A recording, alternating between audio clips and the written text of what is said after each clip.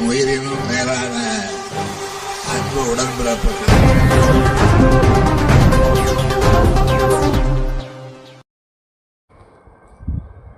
இன்னும் 10 நாட்களுக்குள் திமுகவின் தேர்தல் அறிக்கை முழுமை பெற்று முதலமைச்சரிடம் சமர்ப்பிக்கப்படும் என நாடாளுமன்ற உறுப்பினர் கனிமொழி பேட்டியளித்தார். சென்னை விமான நிலையத்தில் திமுக துணை பொதுச் செயலாளரும் நாடாளுமன்ற உறுப்பினருமான கனிமொழி செய்தியாளர்களை சந்தித்து பேசினார். 2026 சட்டமன்ற தேர்தலுக்கான திமுகவின் தேர்தல் அறிக்கை தயாரிப்பு குழு கனிமொழி தலைமையில் செயல்பட்டு வரும் நிலையில் திமுகவின் தேர்தல் அறிக்கை இன்னும் 10 நாட்களுக்குள் முழுமை பெற்று முதலமைச்சரிடம் சமர்ப்பிக்கப்படும் என தெரிவித்தார். மேலும் திமுக காங்கிரஸ் கூட்டணி தொடர்பாக இன்று பேச்சுவார்த்தைக்கு அழைக்கப்பட்டு இருக்கிறார்கள். நிச்சயமாக விரைவில் இறுதி செய்யப்படும்.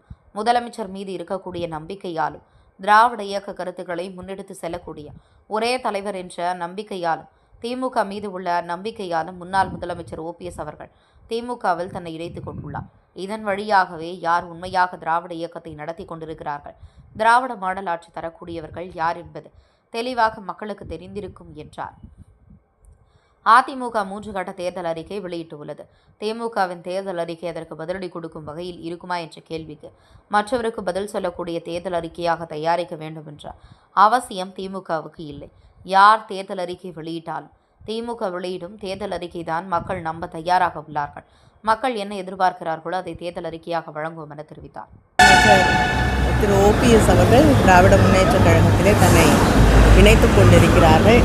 இதன் வழியாகவே யார் உண்மையாக திராவிட இயக்கத்தை நடத்தி கொண்டிருக்கிறார்கள், திராவிட மாடல் ஆட்சியை தரக்கூடியவர்கள் யார் என்று தெளிவாக மக்களுக்கு தெரிந்திருக்கிறது.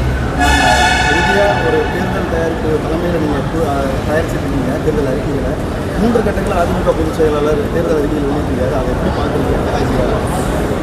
அதுக்கு பதிலடியாக திமுகவுடைய தேர்தல் அறிக்கை இல்லைங்க, யாருக்கும் பதில் சொல்லக்கூடிய அளவுக்கு ஒரு தேர்தல் அறிக்கையை இன்னொருத்தருக்கு பதில் சொல்லக்கூடிய தேர்தல் அறிக்கையாக தயாரிக்க வேண்டும் என்ற அவசியம் திராவிட முன்னேற்ற கழகத்திற்கு இல்லை. ஏன்னா யார் தேர்தல் அறிக்கையை வெளியிட்டாலும் திராவிட முன்னேற்ற கழகத்தின் தேர்தல் அறிக்கையை தான் மக்கள் நம்ப தயாராக இருக்கிறார்கள். அதனால் மக்கள் என்ன எதிர்பார்க்கிறார்களோ அதை தேர்தல் அறிக்கையாக வழங்குவோம். காங்கிரஸ் திமுக பேச்சுவார்த்தை போயிட்டு இருக்கு.